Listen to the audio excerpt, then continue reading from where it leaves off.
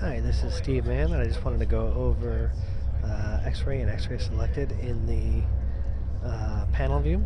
This is something I use all the time, and I think some people just may have missed it. Basically, if you are showing these menus in your panel, you can go under shading, X-ray, on or off. Also, there is X-ray joints, so now you see a joint through everything. Whoops. So I just wanted to show how to set that up as a hotkey, as long as a couple other things, because I actually don't like having all those menus open there. Alright, so I'm going to start with Wireframe unselected. It's one I use all the time. I set it to Alt-W. You can set it to whatever you want. And I'll just go over that script real quick. Basically what we're going to do is these guys are all known as panels. So anything with a camera view is a panel. Actually, everything's a panel.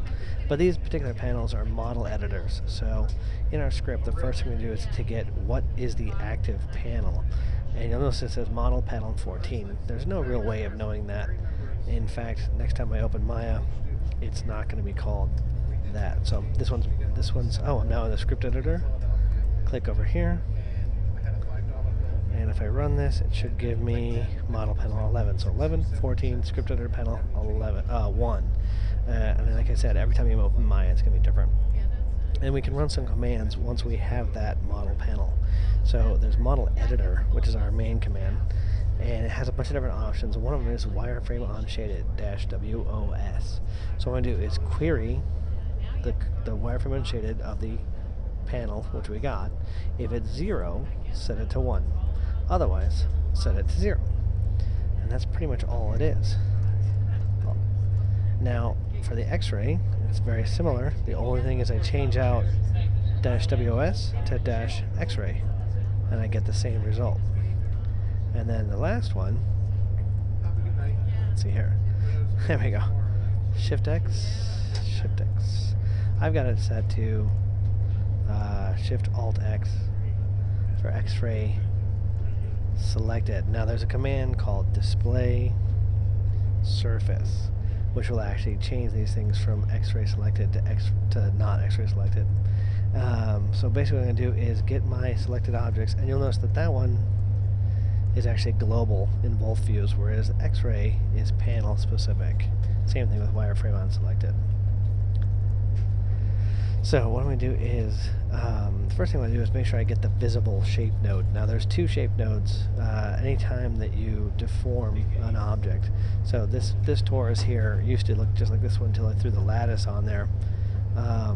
But now you'll notice that if I look in the attribute editor, you'll have two separate shape nodes. You have one that's called a ridge and one that's called p-torus shape.